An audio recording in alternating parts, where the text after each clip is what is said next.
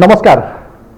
यो टेलिभिजन हेरिरहनुभएका आदरणीय सम्पूर्ण दर्शक महानुभावहरुमा कार्यक्रम प्रस्तुता म नवराज धानुक हार्दिक स्वागत गर्न चाहन्छु। यो टेलिभिजनको यो विशेष लाइभ विशेष सन्दर्भमा हामी पछिल्लो समय देशको बदलिदो राजनीतिक परिवेशसँगै यतिखेर देशको मेजर दल अर्थात् प्रमुख पार्टी नेकपा एमाले फुटिसकेको अवस्था छ र माधव कुमार नेपाल यतिखेर नयाँ पार्टी नेकपा एकीकृत समाजवादीको शनाखतका लागि निर्वाचन आयोगमा भइरहँदा उक्त पक्ष उक्त समूहले चाहिँ यतिखेर नेकपा एमालेबाट विभाजित भएसँगै औपचारिक प्रमाणपत्र अर्थात् निर्वाचन आयोगले प्रमाणपत्र दिन मात्रै बाँकी छ।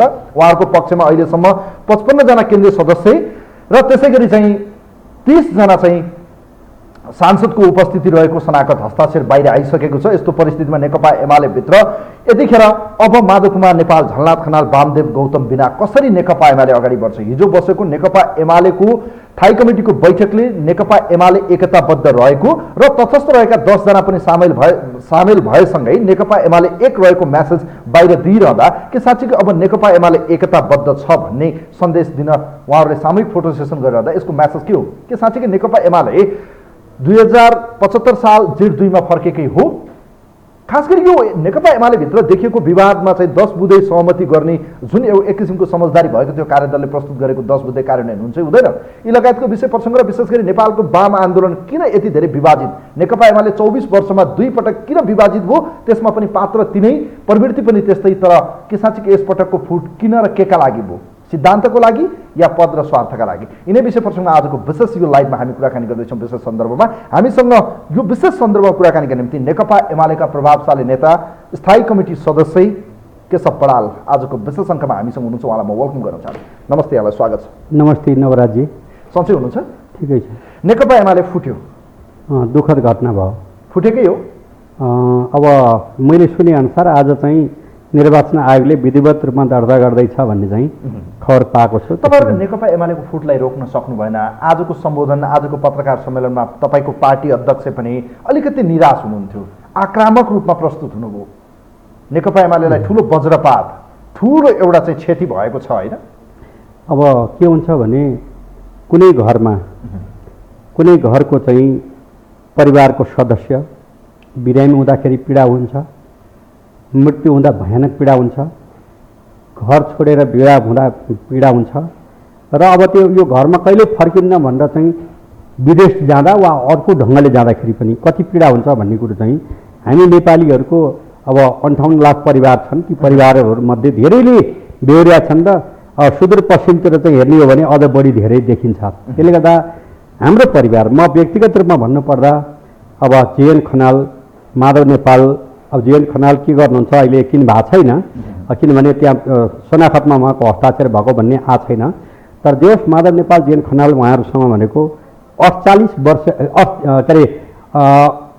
वर्षदेखि एउटै कमिटीमा बसेर सँगै मर्ने सँगै बाँच्ने भनेर हिँडेको मान्छे उहाँहरू यो पार्टी छोडेर जानुभयो, अर्को पार्टी बनाउनु भयो भन्ने सुन्दाखेरि म लगायतका हजारौँ लाखौँ नेकपा एमालेका मान्छेलाई खुसी लागेको छैन।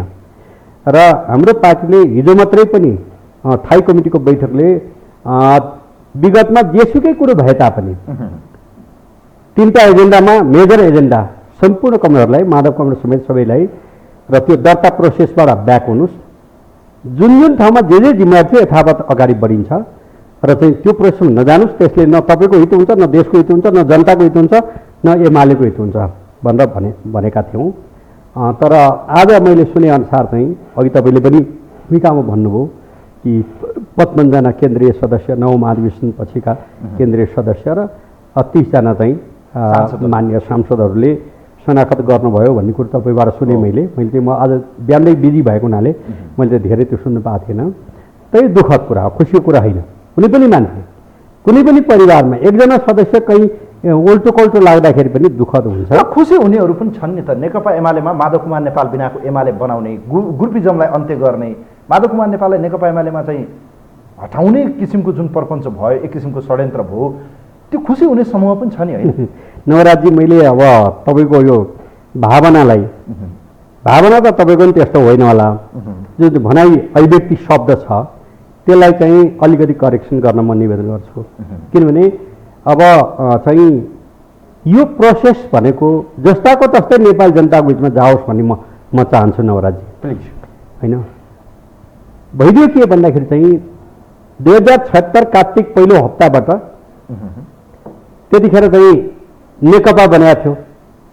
2075 जेठ 3 गतेबाट नेकपाको चाहिँ कोर अफ लिडरसिप भनेको चाहिँ माधव नेपाल के अरे चाहिँ प्रचण्ड, माधव नेपाल, जेएन खनाल, वामदेव गौतम, त्यो नारायण काजी लगायतका सचिवालय अब विष्णु पौडेल, ईश्वर पोखरेल, केपी ओली लगायतको चाहिँ 9 जनाको, रामबहादुर थापा बादल 9 जनाको कोर अफ लिडरसिप थियो। त्यसमध्ये 5 जना अहिले मैले नाउँ लिएका अब प्रचण्ड, माधव नेपाल, वामदेव गौतम, नारायण काजी र झलनाथ खनाल, उहाँहरूले चाहिँ 76 कार्तिक पहिलो हप्तामा एक ठाउँ बैठक बसेर अब केपी ओलीलाई विस्थापन गर्नुपर्छ, त्यसपछि चाहिँ राष्ट्रपति जेएन खनाल बन्नुपर्छ, राष्ट्रपतिलाई मागे बोलाउनुपर्छ भन्ने सोच्नु भएछ। उहाँहरूको त्यतिखेर चाहिँ संविधानको पानीपछि हस्ताक्षरकर्ता उहाँहरू, तर ध्यान पुर्याएर रहन्छ संविधानमा के लेखाएको छ भन्ने कुरो। त्यसपछि प्रधानमन्त्री अध्यक्ष बाँडचुँडी लिने भन्ने चाहिँ खबर पाइयो। खबर पाइएपछि धेरै प्रयत्नहरू हामीले गऱ्यौँ र मङ्सिर 76 मङ्सिर 4 गते चाहिँ अब बाँकी कार्यकाल प्रधानमन्त्री केपी ओली नै अगाडि बढ्ने र पार्टीको कार्यकारी प्रमुख चाहिँ प्रचण्ड बन्ने भन्ने। त्यसपछि मङ्सिर 76 मङ्सिर 29 देखि पुस 6 गतेसम्म थाइसुनको बैठक बस्यो। सचिवालयमा त म थिइनँ, थाइसुको बैठकको आधो पान त एकछिन नछोडिकन म छु, राम्रैसँग बैठक चल्यो। माघ 16 गतेदेखि 19 गतेसम्म केन्द्रीय कमिटीको बैठक बस्यो। केन्द्रीय कमिटीको बैठकमा 17वटा समूह बन्यो, व्यापक छलफल भयो र त्यसमा सर्भिस डेलिभरीमा सरकारले बढी ध्यान दिनुपर्छ भन्ने बाहेक सरकारबाट हटाउनुपर्छ भन्ने कुरो पनि कुनै समूहबाट आएको थिएन, अध्यक्षबाट हटाउनु पर्ने त कुरै आएको थिएन। 17वटा समूह केन्द्रीय कमिटीबाट। तर त्यसपछिका घटना म डिटेल जाने समय छैन, तपाईँसँग समयको सीमा हुन्छ र त्यसपछि चाहिँ पार्टी अगाडि बढ्ने भयो। त्यो केन्द्रीय कमिटीले चाहिँ 77 चैत 25 देखि 29 गतेसम्म पार्टीको महाधिवेशन गर्ने भन्ने तय थियो। त्यो महाधिवेशन पछि होइन अध्यक्षमा केपी ओलीले म दोहोऱ्याएर उठ्दिनँ, एउटा कार्यकाल पुरा भएपछि भनेर भन्नुभएको थियो। त्यो थियो। यस्तो प्रोसेसबाट अगाडि बढेको बेलामा चाहिँ 77 जेठ 31 गते हाम्रो नेपाल आमाको छाती लिम्पियाधुरासम्मको चाहिँ भूमि, त्यसलाई त्योभन्दा केही पहिले केही मान्छेले चाहिँ इन्डियालाई चिडाउने काम त्यहीँबाट गर्यो, यो गर्नै हुँदैन थियो भन्ने पनि धेरै छन्। जस्तो चाहिँ यो पास गर्नै हुँदैन थियो भन्ने चाहिँ एकजना साथी बम्बईमा बिरामी हुनुहुन्छ भन्नु, उहाँको नाउँ नलिउँ। अर्को एकजना अब महिला त कारबाहीमै पर्नुभयो र यस्तो गर्नु हुँदैन भन्ने मान्छे अरू पनि थिए, पूर्व प्रधानमन्त्री भइसकेका मान्छेहरू पनि थिए। तर सबै राजनीतिक दलसँग चाहिँ अध्यक्ष केपी ओलीले सघन वार्ता गरिसकेपछि सर्वसम्मतिले संविधान संशोधन गरेर चुच्चे नक्सा, जनताको जनबोलीमा चुच्चे नक्सा भन्ने गरेका छ, बुझिहालिन्छ। त्यो पास भयो जेठ 31 गते। त्यसपछि थाइसुनको बैठक बसेको असार 16 गतेको दिन। त्यसपछि ठुलो घटना केही भएको छैन। प्रचण्ड कमेडले मेरो त्यो बेलामा 2 वर्ष पहिलेको कुरा भयो। 19 पृष्ठ लामो प्रतिवेदन आयो। म भन्दैछु त्यहाँ पुग्दै पुगेको छैन। म यो श्रृङ्खला नेपाली जनताले व्याख्या गर्दिनँ म। त्यसपछि त्यो बैठकमा अहिले 48 वर्ष भयो मेरो पार्टी सार्वजनिक जीवन, त्यतिखेर 46 वर्षको जीवनमा कहिल्यै पनि नसुनेको त्यति अशिष्ट, असंयम, अधैर्य र अराजनीतिक शब्द प्रयोग गरेर आजै केपी ओली चाहिँ पार्टी अध्यक्ष र प्रधान हट्नुपर्छ भनेर प्रचण्डले बोल्नुभयो। छोट्याइमेले त्यही भाषा करिब आफ्नो शैली अनुसारको भाषा फरक भयो, त्यही क्रममा माधव नेपालले बोल्नुभयो। त्यसपछि संयुक्त प्रतिवेदन नै आयो न, त्यो म भन्दैछु। जेएनले बोल्नुभयो, त्यसपछि बामदेवले बोल्नुभयो, त्यसपछि नारायण काजीले बोल्नुभयो। 5 जना भयो। कोरथले यसको बहुमत भयो नि, होइन? त्यसपछि चाहिँ केपीले के भन्नुभयो भने तपाईँहरूको स्पिरिट मैले बुझेँ, होइन? पार्टी केन्द्रीय कमिटीले चाहिँ 77 चैत 25-29 गते महाधिवेशन गर्ने भनेको छ। तपाईँहरूलाई साह्रै हतार भएको मैले बुझेँ। मक्सिरमै महाधिवेशन गरौँ अनि त्यसपछि अध्यक्ष को हुने हो तपाईँहरू तयारी आफ्नो एकताबद्ध भएर अगाडि बढ्ने आधार बनाउनुहोस्। अर्को आम चुनावपछि प्रधानमन्त्री को बन्ने हो त्यो पनि अहिलेदेखि नै सोच बनाउनु पर्ने हुन्छ, जानुहोस् भन्दा उहाँ हिँड्नुभयो। मैले त्यो त्यसपछि चाहिँ मैले थाई समितिका सबै साथीहरू भएको ठाउँ बोलेको कुराहरू मैले भने मेरो 46 वर्षको सार्वजनिक जीवनमा यो लेभलमा यस्ता भाषा पनि प्रयोग गरिन्छन् भन्ने कुरो पनि मैले कल्पना गरेको थिएन। र यस्तो सचिवालयसँग 73वटा बैठक चाहिँ अध्यक्ष केपी ओलीले कसरी धान्नुभएको होला, मलाई त्यो चाहिँ चिन्ता लाग्यो। केपी हिँडिसक्नु भएको थियो त्यतिखेर र अरू बाँकी सबैजना हुनुहुन्थ्यो, मैले त्यो भने। र त्यसपछि तपाईँले अहिले उठाउनु भएको चाहिँ कार्तिक 28 गते 19 पृष्ठको 77 कार्तिक 28 गते 19 पृष्ठको चाहिँ होइन अभियोग पत्र लगाउनु भयो। त्यो अभियोग पत्रमा के छ भन्दाखेरि चाहिँ प्रचण्ड र शेरबहादुरजीकै सरकार हुँदाखेरि चाहिँ एमसीसी संस्था भएको हस्ताक्षरकर्ता भने ज्ञानराज कार्की हुनुहुन्छ होइन। अब अर्थमन्त्री परराष्ट्र मन्त्री अहिले अब प्रवक्ता बनाउनु भएको उहाँहरू हुनुहुन्छ, त्यो बेलामा संस्था भएको। त्यसपछि वाइट बडी भनेको चाहिँ शेरबहादुर भएको बेलामा सरकारले काम गर्न सकेन, पब्लिकलाई दिने सर्भिस डेलिभरी गर्न सकेन, विभिन्न लान्छनाहरू लगाए। वाइट बडीको कुरो ल्याउनु भयो। जीवनबहादुर साई हुम्लाको तपाईँकै भेगतिरको हुनुहुन्छ, उहाँले जनआस्थामा फुल पेजको अन्तर्वार्ता दिनुभएको छ। यो चाहिँ अब वाइट बडी पऱ्यो युरोपियनहरूको चाहिँ प्रोडक्ट, अब अमेरिकन प्रोडक्ट पऱ्यो चाहिँ बोइङवाला एजेन्टहरूले विरोध गरेर भएको र यसमा केही भएको छैन भनेर लामो अन्तर्वाद दिनुभएको छ। उहाँकै बेलामा संयुक्त भएको त्यो कार्तिक 28 गतेको अभियोग पत्र चाहिँ त्यो समेत पनि केपी ओलीमाथि आरोप लगाउनु भएको छ, जसमा चाहिँ त्यो सम्झौता गर्नेमा उहाँको कुनै भूमिका थिएन। भन्दाखेरि प्रश्न के थियो भने अहिलेको जुन यो घटना त्यसको चाहिँ सह उत्पादन हो कि त्यसरी आयो। त्यसले गर्दाखेरि चाहिँ हामीले कोही मान्छे पनि बाहिर गए जाउन् भन्ने सोचाइ बनाएको छैन। होइन, सुरुवातमा म अलिकति यो जोड्न चाहन्छु। जस्तो पछिल्लो समय हिजो के भयो त्यसलाई अब कोट्याएर आवश्यकता या औचित्य पनि देख्दिनँ म।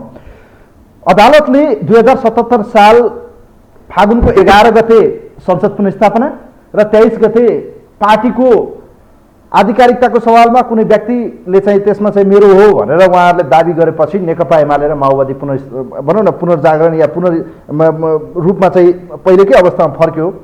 यो परिस्थिति पुगिरहँदा तपाईँहरूलाई जेठ 2 2075 फर्किनुहोस् भन्ने आग्रहलाई तपाईँहरूले लत्याउँदै आज पार्टी फुट्यो। यसको दोषी को हो ल मलाई भनिदिनुहोस्। अब तपाईँले अलिकति चाहिँ के हुन्छ भने यङ ब्रेन भनेको चाहिँ सम्झना गर्छ, श्रृङ्खला अलिकति मिलाउन गाह्रो हुन्छ होइन। यङ ब्रेन मैले किन भने अब सम्भवतः मेरो नाति तपाईँको उमेरको होला होइन, मलाई त्यस्तो लाग्छ। त्यसले गर्दा प्रश्न त्यस्तो होइन, प्रश्न त्यो अहिले तपाईँले उठाउनु भएको विषय होइन होइन। अब मैले पुरानो श्रृङ्खला अघि थियो चाहिँ अब यो विवाद सुरु भएपछि होइन फागुन 23 गतेको तपाईँले कुरा गर्नुभयो। फागुन 23 गते तपाईँहरूको पार्टीको नाउँमा अर्को पार्टी त्योभन्दा पहिले नै दर्ता भइसकेको र यसरी जोडी नमिल्ने भएको हुनाले ऋषि कटेल भनेको 48 पछि केन्द्रीय कमिटीमा हामीसँगै पनि बसेका साथी हो, पछि जानुभयो। मनमोहन को नेतृत्वमा भएको टिमसँग हामी सँगै थियौँ, सँगै धेरै म पर्सनली पनि आई रेस्पेक्ट हिम। उहाँको नेतृत्वमा दर्ता भइराखेको रहेछ, त्यो मिलेन भनेपछि चाहिँ अदालतले के भन्यो भने विभाजन गर भनेको होइन।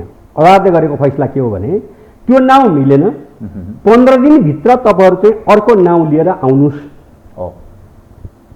आउनु भएन भने त्यो चाहिँ जेठ 3 गते पूर्वको जे अवस्था थियो त्यही रहन्छ हुन्छ। एमाले ठाउँमा रहन्छ, माओवादी। त्यसपछि करिब 11 पटक जस्तो केपी ओलीले प्रचण्ड कमरेडलाई फोन गर्नुभयो र गरिसकेपछि एउटा त तपाईँहरूलाई पनि थाहा होला, मिडियालाई थाहा हुन्छ होइन। फेरि यसो गर्नु पर्यो भने केपी ओलीले मलाई यसो गरी फोन गरेको थियो, मैले यसो भन्ने भन्दा उहाँले बोल्नुभएको कुरो उहाँ फेरि मुफट स्वभावको मान्छे, मनमा लागेपछि फ्याट्टै भनिदिनुहुन्छ। उहाँले भनेको कुरो चाहिँ सार्वजनिक भएकै विषय त मैले कुनै अन्यथा ढङ्गले जानु पर्दैन, उहाँले रुचि राख्नु भएन। भन्दाखेरि 15 दिनभित्र दुवै पक्ष मिलेर नयाँ नाउँ अथवा त्यो जुधेको नाउँभन्दा भिन्न नाउँ लिएर आउनुहोस् भन्दाखेरि उहाँ रुचि राख्नु भएन। त्यसको निम्ति 11 पटक जस्तो चाहिँ उहाँले फोन गर्नु भएको छ र चाहिँ भेटघाट गर्न पनि उहाँले चाहनु भएन र अझ उल्टो फोन गरेको बारेमा चाहिँ अलिकति खिसी तेउरीको ढङ्गले मलाई यस्तो यस्तो आग्रह आएको थियो, त्यहाँ कहाँ हुन्छ भन्ने ढङ्गले जानुभयो। त्यसले गर्दा पूर्व एमाले ठाउँमा रह्यो, पूर्व माओवादी ठाउँ रह्यो होइन, त्यो स्थिति रह्यो। त्यो भनेको अदालतले पार्टी फुटाउन निर्णय गर्यो भन्ने कुरो पनि गलत हो, किन उसले 15 दिनमा नयाँ नाउँ लिएर आउनुहोस् नै, त्यो प्रोसेस त बन्द भयो, जानु भएन। तर माधव कुमार नेपाल पक्षधरहरूले राख्दै आउनु भएको थियो। पछिल्लो समय कार्यदलले पनि 10 बुँदे एउटा सहमति गर्यो, एक किसिमको प्रतिवेदन तयार पार्यो, जसलाई अनुमोदन तपाईँहरूको थाई कमिटी बैठक, केन्द्रीय कमिटीले पनि भनौँ न अपनत्व गर्ने भन्यो। हिजो बसेको तपाईँ थाई कमिटीको बैठकमा पनि हुनुहुन्थ्यो, फोटो सेसनको फ्रन्ट लाइनमा तपाईँ छेउमै हुनुहुन्थ्यो, के अरे तपाईँको पार्टी अध्यक्ष भीमरावसँगै तपाईँ जोडेर त्यहीँ नजिकै हुनुहुन्थ्यो। अहिले हेर्ने हो भने मलाई लागेको प्रश्न मनमा लागिरहेको छ, सोध्नै पर्ने ठाने मैले, यो अहिले फर्किन सक्ने, जेठ 2मा फर्किन सक्ने, 10 बुँदे कार्यान्वयन गर्न सक्ने तपाईँहरूले यसलाई अलिकति पहिले नै फर्किन सक्ने वातावरण थिएन? जब उहाँहरू पार्टी खोल्ने, शनाखत गर्ने दिन भोलि हो भन्ने, आज चाहिँ यो एग्रिमेन्ट किन? ठिक छ त नवराजी, असाध्यै महत्त्वपूर्ण पोइन्ट, जो आम जनतालाई, लाखौँ करोडौँ स्वदेश विदेशमा रहेका जनताले थाहा पाउनु पर्ने पोइन्टमा आउनुभयो। त यस्तो विवाद भइसकेपछि त्यतिखेर चाहिँ यो समस्यालाई हल गर्नुपर्छ र हल गर्नको निम्ति चाहिँ एउटै पार्टीमा सामान्यतया कार्यदल बनाइँदैन, तर पनि बनाउनुपर्छ भनेर थाई समितिमा कुरो राख्ने मान्छे मध्ये एउटा तपाईँको अगाडि बसिराखेका छ केशव बडाल भन्ने मान्छे अनुरोध गर्यो। त्यसपछि चाहिँ अब अध्यक्ष केपीले मात्रै बनाएको कार्यदलमा उहाँ मान्नुहुन्न होला भनेर माधव कौरसँग सल्लाह भयो। उहाँले चाहिँ भीमरावको नेतृत्वमा 5 जनाको नाउँ दिनुभयो र नेकपा एमाले थाई समिति र केन्द्रीय कमिटीले सुभाष नेमाङको अध्यक्षतामा चाहिँ नेतृत्वमा चाहिँ अर्को 5 जनाको टिम दियो, 10 जना। उहाँहरूको यो वैशाखतिरै त्यो अगाडि बढ्यो, वैशाख जेठतिरै र जेठतिर वैशाख भने जेठमा यो बन्यो। त्यो कार्यदललाई मैले धेरैचोटि अन्य मिडियाबाट पनि मैले धन्यवाद दिएको छु। कार्यदलका 10 जनालाई म आज पनि दिन्छु। उहाँहरूलाई सम्पूर्ण नेपाली जनता, त्यसमा पनि नेकपा एमालेका नेता, कार्यकर्ता, समर्थक, शुभेच्छुक र सबै जनसङ्गठन, सबै साथीहरूले चाहिँ त्यो कार्यदलका 10 जना साथीहरूलाई धन्यवाद दिनुपर्छ। म तपाईँको मिडियाबाट धन्यवाद दिन्छु। उहाँहरूले लिएर आउनुभयो र त्यतिखेर केपी ओली प्रधानमन्त्री नै हुनुहुन्थ्यो। बालुवाटारमै थाई समितिको बैठक बसेको थियो। त्यहाँ चाहिँ 10 बुँदे धेरै मेहनत गरेर, कठोर मेहनत गरेर, तमाम विवाद भएको अवस्थामा मिलाउने कुरो भनेको सहज हुँदैन, ल्याउनु हो। असारको 27 गते राति होइन, थाई समितिको बैठक बसिराखेका थियो र त्यहाँ चाहिँ भीमरावजीले ल हामी 10 जनाको साझा सहमतिको दस्तावेज यो हो भनेर चाहिँ अध्यक्षलाई दिनुभयो। त्यतिखेरको सिनारियो तपाईँलाई बताउँदाखेरि राम्रै हुन्छ होला प्लिज। र म अलि भावुक स्वभावको पनि छु। मैले राष्ट्रिय झन्डाको यस्तो लोगो खल्तीमा बोकेर गएको थिएँ। पहिले भीमराव कमेन्टलाई लगाइदिएँ र वार्तामा बसेका सबैलाई राष्ट्रिय झन्डा मैले सम्मान गर्ने सबभन्दा धेरै संसारमा मेरो आमा बाहेक, आमा जत्तिकै सम्मान गर्ने यही हो, लगाइदिए खुसी भयो। उहाँले बुझाउनु भयो। त्यो थाई समितिको बैठकले र अध्यक्षले सहज ढङ्गले त्यसलाई चाहिँ स्वीकार, त्यो 10 बुँदेलाई स्वीकार गर्नुभयो। तर भीमराव कमेटी चाहिँ त्यो बैठकमा उपस्थित हुन र बैठकमा पुरै समय बस्नको निम्ति चाहिँ उहाँले अप्ठ्यारो मान्नुभयो र रोक्नुहोस् भन्ने पनि भन्नुभयो उहाँले। उहाँले 1 दिन रोक्नुहोस् भन्नुभयो र अध्यक्षले 4 दिन, त्यसो भए 1 दिन होइन 4 दिन के मिलाउनु पर्ने तपाईँ मिलाउनुहोस् भनेर भन्नुभयो, रोकियो। असार 27 गतेको सम्भवतः यो 3 बजे 4 बजेतिरको कुरा हो। टाइम मैले अब टाइम नमिला भए लेट नाइट भयो, दोस्रो दिन त फैसलै आयो, परमादेशै आयो। त्यही त होइन, त्यो दिनको बाहिर घाम लागिराखेको थियो। मैले चाहिँ घडी हेरिनँ भनौँ 3 या 4 बजेतिर आएको थियो। अनि मैले भीम कमेटीलाई भने होइन, तपाईँ बैठकमा बस्नुहोस् र माधव कमेटीलाई दिनुपर्ने छ भन्नुभयो। ठिक छ, त्यसो भए त्यो दिनु पऱ्यो त्यो 2 जनालाई भनेर उहाँ जानुभयो। असार 27 गतेको कुरा भयो होइन, रोक्नुहोस् भन्नुभयो। उहाँले 1 दिन माग्नु भएको थियो, 4 दिन समय थप भयो। तर असार साउन भन्ने बुढो महिना, 32 दिनको महिना होइन। र अब त्यसपछि बसेको थाई समिति, केन्द्रीय कमिटी, अध्यक्ष सबैले हामीले त्यसलाई सहज ढङ्गले स्वीकार्यौँ सर्वसम्मतिले। फेरि कसैको अगर माधव नेपालहरूले मान्नु भएन, तर माधव कमिटीले मान्नु भएन। माधव कमिटीले किन मान्नु भएन त्यसको जवाफ म दिन सक्दिनँ। त्यो त आज देखियो निर्वाचन आयोगमा जसरी उहाँ चाहिँ एक ढङ्गले भन्यो भने 3 चोटि पार्टीको फर्स्टम्यान बनाउनको निम्ति योगदान गर्ने मान्छे म। जेल खनाललाई होइन 2 चोटि अब 12 वर्ष मध्ये 8औँमा त जेल खनाललाई कुनै हालतमा बनाउनु हुन्न भन्ने अरू मैले भने 39 सालदेखि 46 सालसम्म जेल जुन महासचिव हुनुहुन्थ्यो त्यही बेलामा काठमाडौँमा झोला आधारित पार्टीमा चाहिँ भूमि आधारित भयो र राप्तीपारी पार्टी थिएन सिङ्गो राष्ट्रव्यापी पार्टी भयो। त्यसले गर्दा खुला भइसकेपछि होइन उहाँलाई एकचोटि उठ्न मन छ। 9को अध्यक्ष केपी ओली हो, 8मा चाहिँ जेललाई बनाऊ भनेर चाहिँ म भने। तल्लो कोठामा सोध्नु होला, अशोक राई र म एउटै कोठामा बस्थ्यौँ तल्लो कोठामा, तल माथि बुटोल महाधिवेशनमा माथिल्लो कोठामा माधव बस्नुहुन्थ्यो, माधव र अर्को एकजना बस्नुहुन्थ्यो। मैले माथि गएर भने हेर्नुहोस् एकचोटि जेललाई दिउँ यसपालि, केपीलाई 9 महाधिवेशन बनाऊ भनेर मैले 2-2.5 घन्टा लामो कुराकानी गरेँ। म अलि भावुक स्वभावको, मेरो आँखाबाट आँसु पनि आयो, दुइटै उठ्ने भए भनेपछि अलिकति समस्या पर्छ कि भनेर। उहाँले केपी नभइकन पार्टी नै चल्दैन, जेलबाट पार्टी चल्दैन भन्नुभयो। अरू धेरै भन्या शब्द म तपाईँको मिडियाबाट भन्न चाहन्न, भन्न उपयुक्त पनि ठान्दिनँ। अरू अनेक शब्दहरू भन्नुभयो। फेरि पनि मैले भने हेर्नुहोस् मेरो व्यक्तिगत रूपमा सबै आदरणीय नेताहरू हुन्, तर एकपटक बहुदल आइसकेपछि उहाँ पनि फर्स्टमै हुने इच्छा राख्नुभयो। त्यसले गर्दा जेललाई बनाऊ भन्दाखेरि उहाँ मान्नु भएन। तर 9 महाधिवेशनमा त्यसपछि बुटोलमा 2टा थाई समितिको बैठक बसेको छ। 2 थाई समितिको बैठकमा मैले भने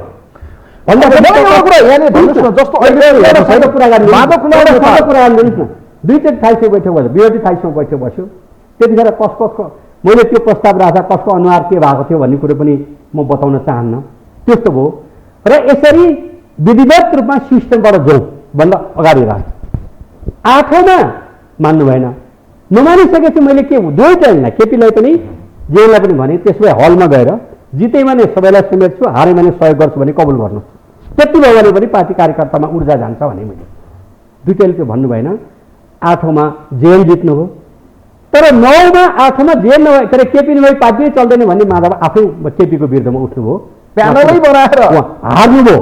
अनि उहाँलाई चाहिँ उहाँ 3 कार्यकाल पुरा गरेको मान्छे 12 वर्ष कार्यकाल पुरा गरेको जेलले एउटा कार्यकाल पुरा गर्न पनि आफूभन्दा सिनियर, किनभने केपी ओली 26 सालको पार्टी क्याडर हो होइन, उहाँहरू भनेको 30 साल पछि हो। अब यस्तो ठिक छ, तपाईँहरूले पुरै पावर लगाएर केपी शर्मा ओलीलाई 9 महाधिवेशनबाट राष्ट्रिय अध्यक्ष बनाउनु भयो, देशको प्रधानमन्त्री 2 पटक महाधिवेशन प्रतिनिधिहरूले मजाले भोट दिएर।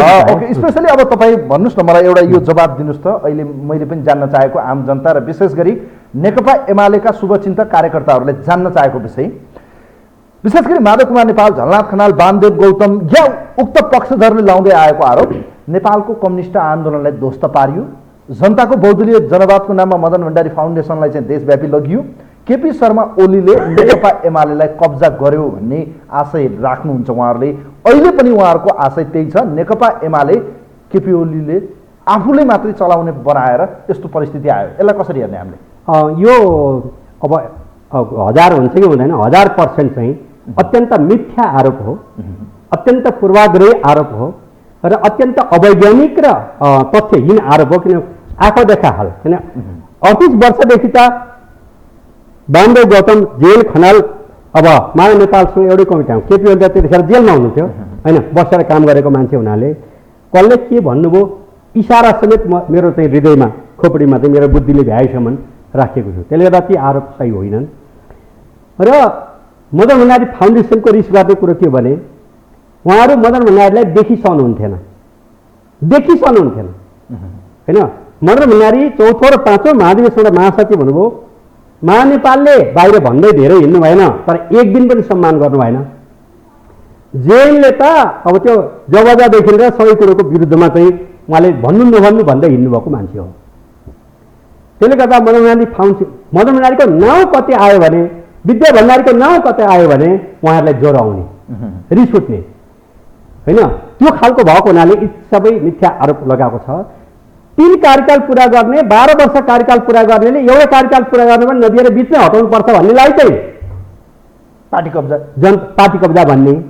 अनि 3 चोटि हामीले बनाएको अध्यक्ष, हामीले बनाएको महासचिव, अनि उहाँहरूले चाहिँ यसो गर्यो भने चाहिँ के हो भने उहाँहरूले एउटा गाउँमा जमिनदार, हिजो त्यो जमिनदारी प्रथा दुब्लाउँदै गएको छ।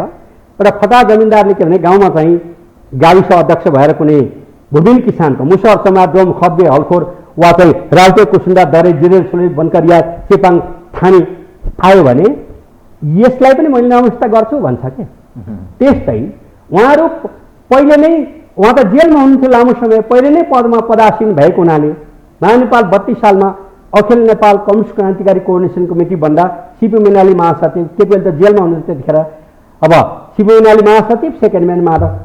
35 सालमा नेकपा माले बन्यो होइन, सिपी मैनाली महासचिव, सेकेन्ड म्यान माधव। 39 सालमा जेएन महासचिव हुनुभयो, सेकेन्ड म्यान माधव। अनि त्यसपछि अब चौथो र पाँचौँ महाधिवेशनमा मदन भण्डारी हुनुभयो। मदन भण्डारीले त उहाँहरू कसैले मान्नु भएन, कहिल्यै सम्मान गर्नु भएन। अहिले फाउन्डेसनको विरोध भनेको पनि प्रकारान्तरले मदन भण्डारी र मदन भण्डारीको विचारमाथिको आक्रमण हो त्यो। अनि त्यो छ, त्यो भयो। अब 50 पछि त 15 वर्ष त आफै नेता हुनुभयो माधव कमेड भन्दाखेरि चाहिँ अब 8औँमा जेएन हुनुभयो। जेएन हुँदाखेरि पनि अब केपी ओली मदन भण्डारीले चाहिँ जे भन्यो त्यही यस नभन्ने खालको हुनुभयो। त्यसले गर्दा उहाँहरूलाई मान्नु भएन। जेएन 8औँमा अध्यक्ष हुनुभयो, तर जेएनको पनि हालिमाली माधवकै चल्यो। 9औँ आइसकेपछि जब केपी ओली जित्नुभयो अनि केपी ओली त कसैले भने पनि नबुझिकन, क्लियर नगरिकन दर्शनमा, सिद्धान्तमा, मूल्यमा, मान्यतामा, आचरणमा र राष्ट्र निर्माणको दीर्घकालीन सोचमा बाधा पर्ने कुरालाई अस्वीकार गर्ने मान्छे। त्यसो भनिरहँदा केपी शर्मा ओली पार्टी अध्यक्ष बनेपछि, उहाँमा चाहिँ प्रधानमन्त्री बनेपछि एक किसिमको उहाँहरूले भन्नुहुन्छ दम्ब पलायो, उहाँ पेलेर जाने रणनीतिमा पुग्नुभयो। आफ्नो विरोधीलाई उहाँले स्पेस नदिने परिस्थितिको उहाँ चाहिँ त्यस्तो स्वभावको मान्छे हो, जसको कारणले गर्दा पार्टीभित्रको विरोधी आवाज, एक किसिमको फरक मत राख्नेलाई चाहिँ उहाँ देखिन नसक्ने स्वभावको कारणले गर्दा आज पार्टीको यो फुटको एउटा बीजारोपण भयो र आज पार्टी फुट्यो भनेर भन्दा के हुन्छ? त्यो 1000% चाहिँ गल्ती हुन्छ, रङ हुन्छ। त्यस्तो होइन। किनभने केपी ओलीले कुनै नाता गोता कुल कुटुम्ब भनेर चाहिँ कहीँ कतै नियुक्ति गरेको, कहीँ केही गरेको थाहा छैन। तपाईँ भन्नुहोस् न होइन। तर उहाँहरूको के चिन्ता रहेछ भन्ने कुरो त देखिहाल्नु भयो तपाईँले हिजो अस्ति नै। यो सरकार बनेको 45 दिन भयो, सरकार बन्न सकेका छैन, नियुक्तिमा कसको हतार रहेछ भन्ने कुरो चाहिँ त्यस्तो कुरामा चाहिँ धेरै सोचेर मात्रै निर्णय गर्ने काम हो।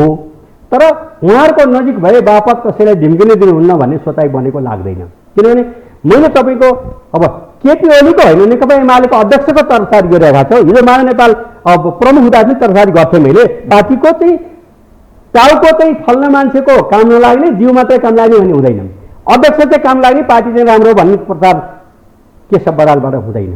बेठिक छ भने होइन, सिङ्गो शरीरै बेठिक हुन्छ। त्यसले गर्दा चाहिँ प्रश्न के हो भने उहाँहरूको जे भन्यो त्यही, उहाँहरूले फल्नलाई नियुक्ति गर भनेपछि यस। किनभने यो चिनिया कम्युनिस्ट पार्टीको जस्तो नेपालको कम्युनिस्ट पार्टी होइन। नेपाल कम्युनिस्ट पार्टी कमल पुष्लालले स्थापना कालदेखि आजसम्म भनेको लोकतान्त्रिक अहिले उहाँहरूले एउटा आरोप लाउनुहुन्छ र आज पनि उहाँहरूले बोलिरहँदा, हिजो पनि पत्रकार सम्मेलन र आज शनाखतको समयमा पनि बोलिरहेको देख्छौँ हामी। आज पनि तपाईँको अध्यक्षले चाहिँ ठुलै स्वरले पनि बोलिरहनु भएको छ। म दुईवटा विषयमा एकैछिनपछि आउँछु, विशेष गरी सभामुखको भूमिका र अन्य विषयमा, खास गरी नेपालको कम्युनिस्ट आन्दोलनको विषयमा।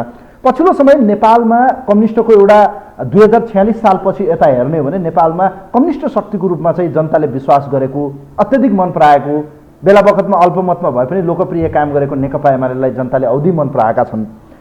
अहिले नेपालमा चाहिँ कम्युनिस्ट आन्दोलनलाई सिद्ध्याउनु भयो, दक्षिणपन्थीको चाहिँ चरणमै पुर्याउनु भयो भनेर चाहिँ तपाईँहरूलाई आरोप लाग्छ। विशेष गरी चाहिँ केपी शर्मा ओलीलाई यो आरोप उहाँहरूले लाउनु भएको छ, उहाँमा कम्युनिस्टको नैतिकता, सिद्धान्त, निष्ठा, विचार नै छैन भन्नुहुन्छ उहाँहरूले। अब त कम्युनिस्ट हामी पो हो, उहाँ त विलय भइसक्नुभयो, उहाँ त पलायन भइसक्नुभयो, उहाँमा विचारको चाहिँ स्खलन भइसक्यो भन्नुहुन्छ। के भन्नुहुन्छ यसमा? अब यो विषयमा चाहिँ स्वदेश र विदेशमा रहेका करिब चाहिँ 1 करोडभन्दा बढी नेकपा एमाले र एमाले निकटका कम्युनिस्टहरू समर्थन सहयोगता प्राप्त गरेका 8 लाख मान्छेलाई चाहिँ पत्याउँदैनन्। त्यस्तो कुरो किन पत्याउँदैनन् भनेपछि चाहिँ अब केपी ओली चाहिँ दक्षिणपन्थी, मेरा मित्र शेरबहादुर देउवा चाहिँ भयानक क्रान्तिकारी र श्रमिक वर्गको मुक्तिको निम्ति काम गर्ने भनेर जुन उहाँहरूले विश्वास गर्नुभयो, केपी ओलीको सरकार ढालेर शेरबहादुरलाई बनाउनुको निम्ति जुन कसरत 2 वर्षदेखि चाहिँ अगाडि बढ्नुभयो, शेरबहादुरलाई म धन्यवाद दिन्छु। 1 वर्ष पनि उहाँले टेर्नु भएको थिएन। उहाँले हरेकचोटि बुढानीले कण्ठ गएर धोएर लौ न तपाईँ अगाडि बढिदिनु पऱ्यो, ब्याकिङमा हामी छौँ भनेर रुने कराउने गर्दाखेरि पनि केपीलाई हटाइदिनु पऱ्यो, तपाईँ हुनु पऱ्यो भन्दाखेरि पनि 1 वर्षसम्म उहाँले सुन्नु भएन। पछिल्लो चरणमा गएर सुन्नुभयो। आइन भेरी वेल हिम, किनभने आन्दोलनमा हामी सँगै छौँ। 48 सालदेखि त संसदमा हामी सँगै नै हो। विविध ढङ्गले हामी अब पार्टी भिन्नै भए पनि लोकतन्त्रको निम्ति संविधान निर्माणको निम्ति सँगसँगै अगाडि बढेको भएको हुनाले थाहा छ। भनेपछि चाहिँ अब शेरबहादुर देउवा चाहिँ भयानक क्रान्तिकारी र यो देशको कम्युनिस्ट आन्दोलनलाई एकदम शिखरमा पुर्याउनुको निम्ति चाहिँ गतिलो ठाङ्रो हुन सक्नुहुन्छ भन्ठान्ने नेकपा एमाले र एमालेको अध्यक्ष केपी ओली चाहिँ त्यसको विपरीत भनेर जसले प्रचार गर्छ त्योभन्दा नादान प्रचार, त्योभन्दा झुट बेइमान र कलुषित प्रचार अरू केही पनि हुँदैन। केपी ओली अब कम्युनिस्ट रहनु भएन भनेर पो उहाँहरूले भन्नुभएको छ। कम्युनिस्ट हामी हो, हाम्रो नेतृत्वमा अब बृहत्तर कम्युनिस्ट आन्दोलन अगाडि बढ्छ, क्रान्तिकारी कम्युनिस्ट हामी हो भनेर उहाँहरूले नेकपा। त्यो विषय तपाईँ धेरै कोट्याएर उहाँहरूको विषयमा मलाई धेरै कुरो बोल्न तपाईँलाई उक्साइरहनु भएको छ। अब भन्नु त नभनौँ भन्ने पनि मलाई लागेको छ। भन्नुहोस्। त्यसले गर्दाखेरि चाहिँ अब एउटै घटना चाहिँ म भन्न मन लाग्यो, तपाईँले यसरी भने हुनाले 62-63 को म त फेरि 2023 सालका देखिका हरेक आन्दोलनमा अग्रपङ्क्तिमा लड्दै आएको मान्छे हो, तपाईँलाई थाहा पनि छ। 62-63 को आन्दोलन सकिएपछि सरकारको नेतृत्व गर्न विदेश मामिला मन्त्रालय समेतको केपी ओलीको नेतृत्वमा सरकारमा हाम्रो पार्टी सहभागी भएको थियो र त्यो सहभागी भएको सरकारको एउटा निर्णय म तपाईँलाई सुनाउँदाखेरि अब यस्तो इन्टरनल कुरो भन्नु हुने कि नहुने भन्ने कुरो पनि म चाहिँ दुविधामै छु। त्यो केन्द्रीय कमिटीको बैठकमा के भयो भने टङ्कबडी शर्मा जो अहिले महालेखा कार्यालयमा हुनुहुन्छ, परीक्षक हुनुहुन्छ, परीक्षक कि नियन्त्रक के भन्छ, उहाँलाई केपी ओलीको प्रस्तावमा क्याबिनेटले हङकङको वाणिज्य दूतको रूपमा चाहिँ निर्णय गर्नुभएछ। त्यो निर्णय उहाँ चाहिँ गभर्मेन्ट अफिसियल हो, त्यहाँ अरू अब जनरल पिपल जाने ठाउँ त होइन त्यो, गभर्मेन्टको पनि प्रशासन क्षेत्रको मात्रै जाने ठाउँ हो त्यो। विधिसम्म त उहाँको क्षमता, टङ्कमणि शर्माको क्षमता विकास गर्नको निम्ति कुनै पार्टीको योगदान होइन, उहाँ आफ्नो क्षमताले त्यहाँ पुग्नुभयो, सहसचिव तहको जाने ठाउँ थियो। निर्णय भइसकेका कुरो 5 हात उफ्रेर माधव नेपाल, जीएन खनाल त्यो क्यान्सल गर्नु पर्यो भनेर केन्द्रीय कमिटीको बैठकमा, केन्द्रीय कमिटीले त्यतिखेर भाग लिएर सबैलाई थाहा होला, त्यतिखेर केन्द्रीय कमिटीको सदस्य उफ्रिनु भयो र अरू टामाटुमी गर्छन्, बोल्दैनन्। मैले भने केपी गण तपाईँ किन चुप लागिरहनु भएको छ, तपाईँले निर्णय गर्नुभएको छ, यसकारण ठिक भनेर भन्नु न। मैले त निर्णय नै गरेर आएको, मैले फेरि थप पुष्टि गरेर केही भन्नुपर्छ र उहाँहरूले के भने सुन्नु न भनेपछि मैले भने हेर्नुहोस्, सरकारको सहसचिव तहको मान्छे एउटा डिसिसन क्याबिनेटमा गरिसकेका छ, त्यस्तो उल्ट्याउने जस्ता कामहरू हाम्रो पार्टीको इज्जतको निम्ति, प्रतिष्ठाको निम्ति सुहाउँदैन, त्यसो नगरौँ भने। तर उहाँहरूले उल्ट्याएरै छोड्नुभयो, निर्णय भइसकेका क्यान्सल भयो। अनि त्यो ठाउँमा चाहिँ महान त्यागी कम्युनिस्ट नेताले जो भाइ आफै सक्षम हुनुहुन्छ, उहाँ भाइप्रति मेरो कुनै आग्रह छैन।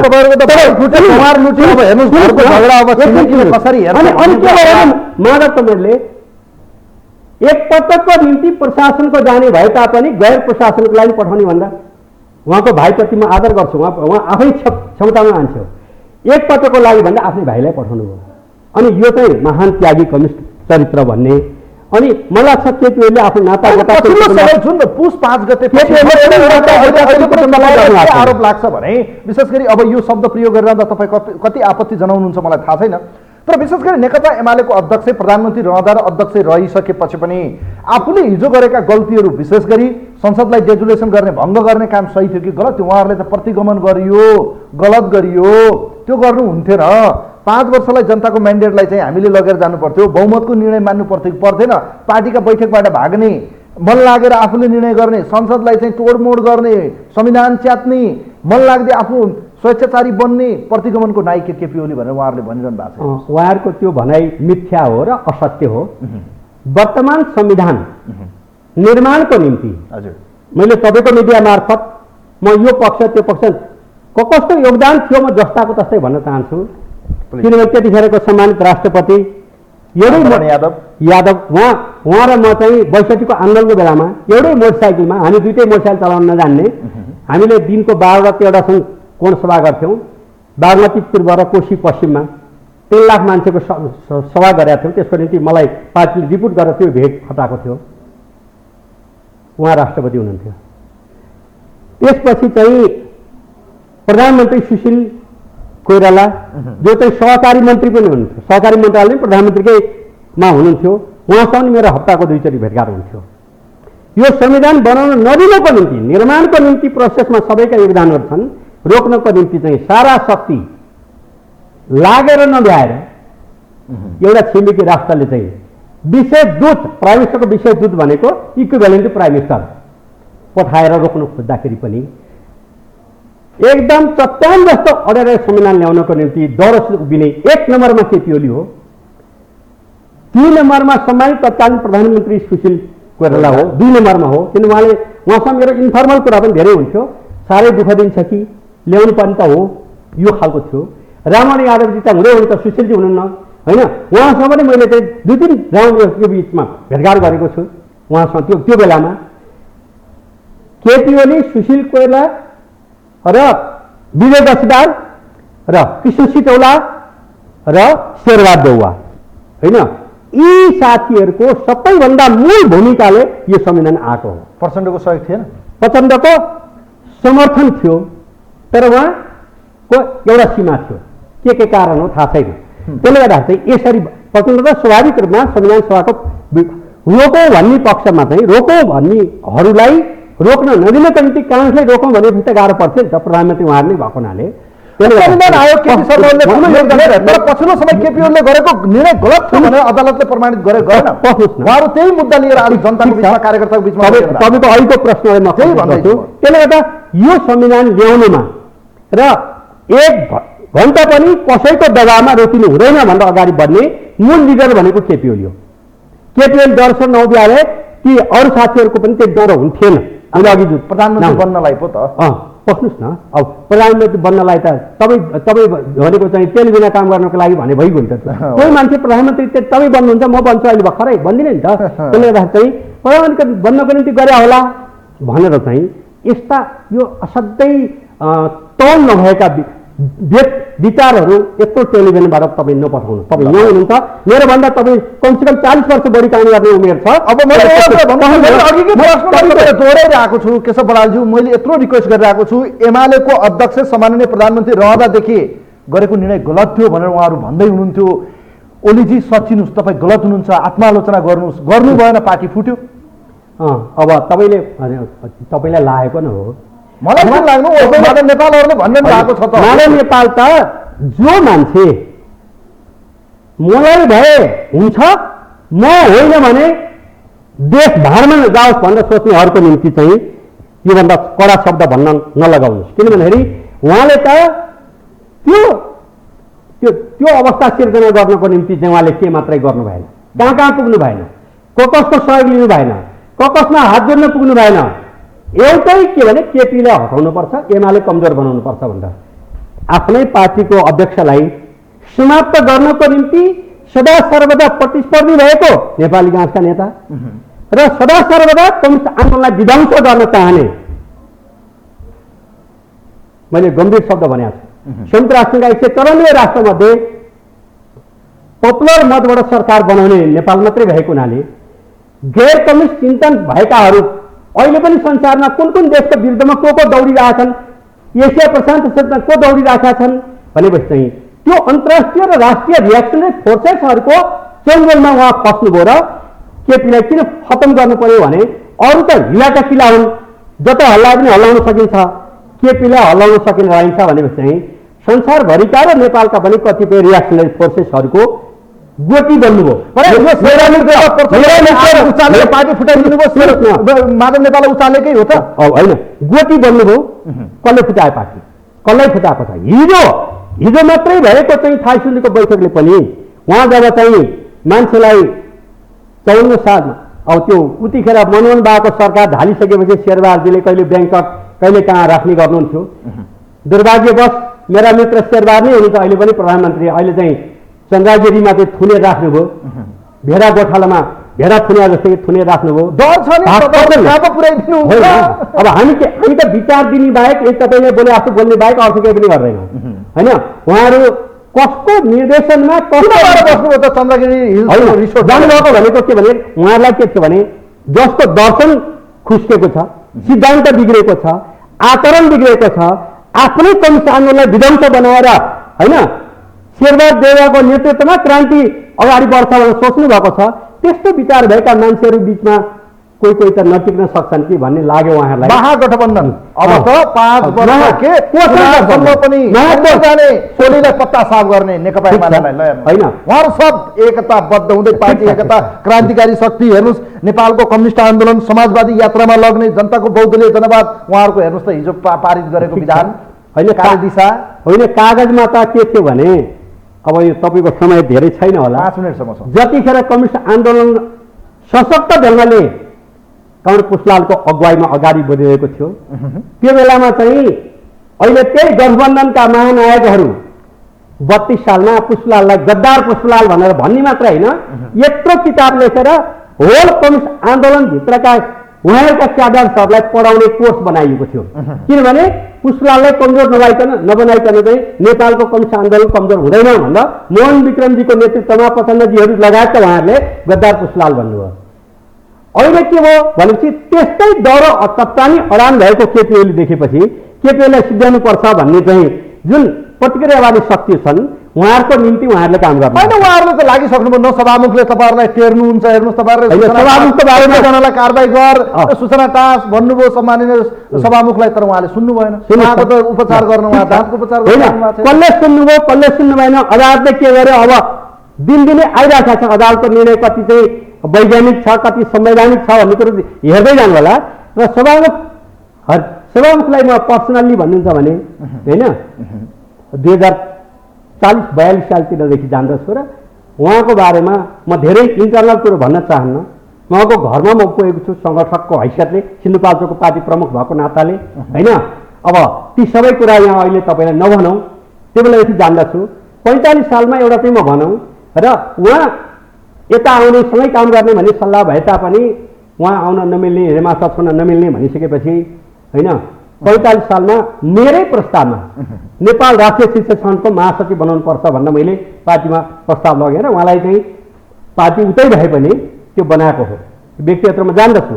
तर मेरा मित्र अग्नि सापकोटाजीले होइन जतिखेर टोपबहादुर रायमाझी होइन त्यसपछि लेखराज भट्टर समेतको चाहिँ केन्द्रीय कमिटीको बैठक पनि नबसिकन प्रचण्डजीले केन्द्रीय कमिटीको भनेर चाहिँ ल्याएर पठाउनु भयो। 24 घण्टाभित्र उहाँले सूचना टाँस्नुभयो, आफ्नै कलेज होइन उहाँहरूकै पार्टीबाट आउनुभएको। अनि अहिले चाहिँ 7 दिनमा पनि उहाँले चाहिँ थाहा नपाउने अनि दाँत दुख्यो भनेर रुँदै बस्ने।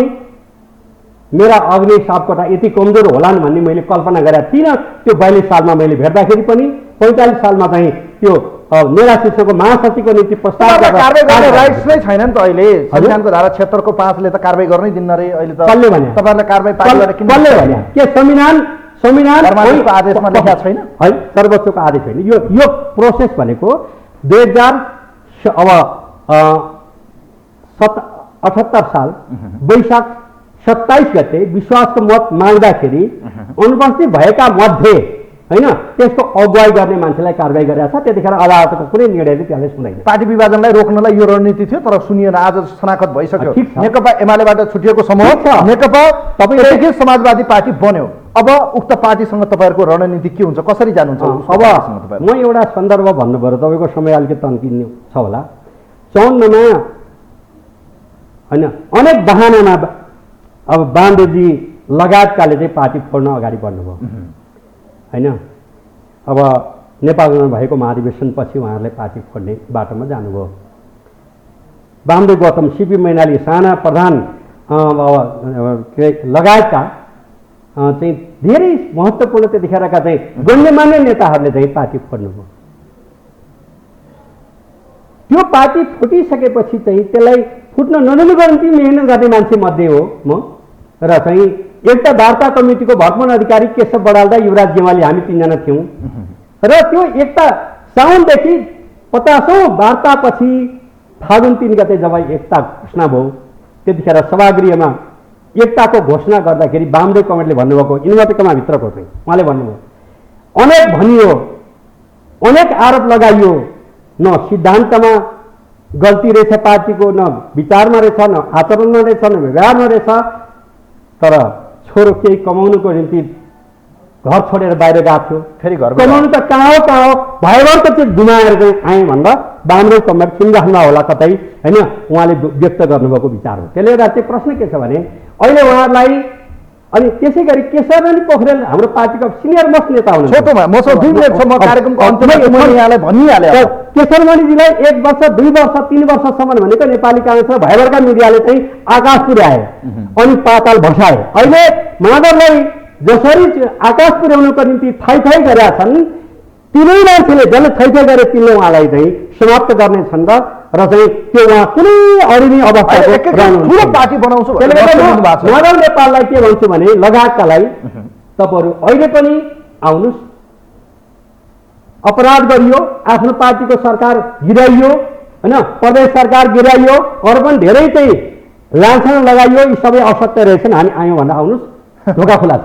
ओके, अन्त्यमा जाँदै खास गरी यो नेपालको कम्युनिस्ट आन्दोलनकै सवालमा मैले अन्त्यमा जोड्न खोजेँ, यस्तो यो दुर्विकृत राजनीतिको बीचबाट नेकपा एमालेको भविष्य चाहिँ अब के हुन्छ भन्नुहोस् त। ओली हुँदासम्म एकता हुँदैन उहाँहरूले भनिरहनु भएको छ, तपाईँहरू भन्दै हुनुहुन्छ फर्किनुहोस्, उहाँहरू फर्किने परिस्थितिमा हुनुहुन्न, बरु गठबन्धनमै भएर बृहत्तर कम्युनिस्ट एकता गर्ने भनेर लागिरहनु भएको छ। अब नेकपा एमाले एक्लो भइरहनु अब कसरी अगाडि बढ्नु? ठिक छ, म तपाईँको पेरिया मार्फत नवराजी मार्फत मेची महाकाली तराई हिमाल जोजापचानदेखि लिएर केचनासम्म र हुम्लाको हिल्सादेखि लिएर चाहिँ अब पोलाङचु गोलासम्मका सम्पूर्ण आदरणीय नेकपा एमालेका नेता कार्यकर्ता समर्थक शुभेच्छुक र अब जनसङ्घका सबै नेता कार्यकर्ता र प्रवासमा रहनुभएका सबैलाई मेरो निवेदन के गराइ छ भने यो देशको राष्ट्रिय स्वाधीनता, राष्ट्रिय एकता, राष्ट्रिय अखण्डता, सार्वभौमता, लोकतन्त्र र समृद्ध नेपाल, सुखी नेपाली र समाजवादतर्फको यात्रामा अगाडि बढ्ने एकमात्र नेकपा एमाले हो। अरू कुनै पार्टीले यस्तो नेतृत्व गर्न सक्दैनन्। त्यसले गर्दा चाहिँ यहाँहरू अलमल नगरिकन मगर नभइकन चाहिँ सशक्त ढङ्गले यो पार्टीलाई बलि बनाउनुको निम्ति चाहिँ अगाडि बढ्नुहोस्।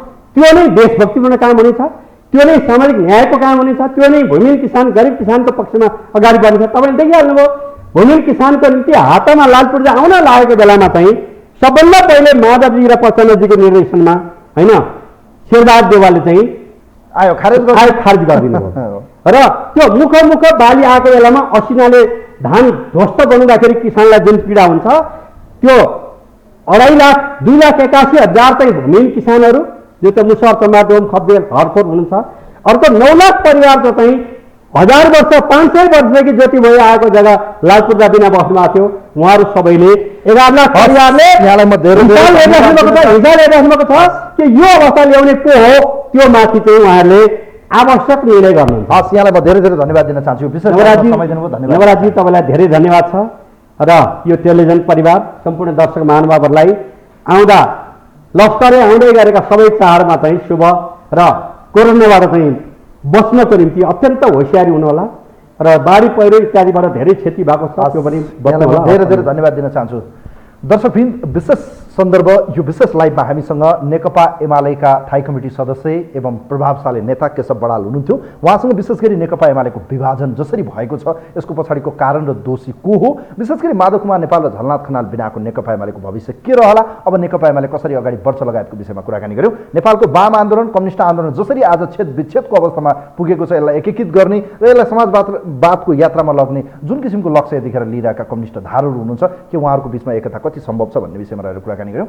विशेष लाइभ विशेष सन्दर्भ हेरिदिनु भयो, यहाँहरूप्रति आभार व्यक्त गर्दै यो विशेष लाइभको यो श्रृङ्खलाबाट म पनि बिदा हुन्छु। नमस्कार।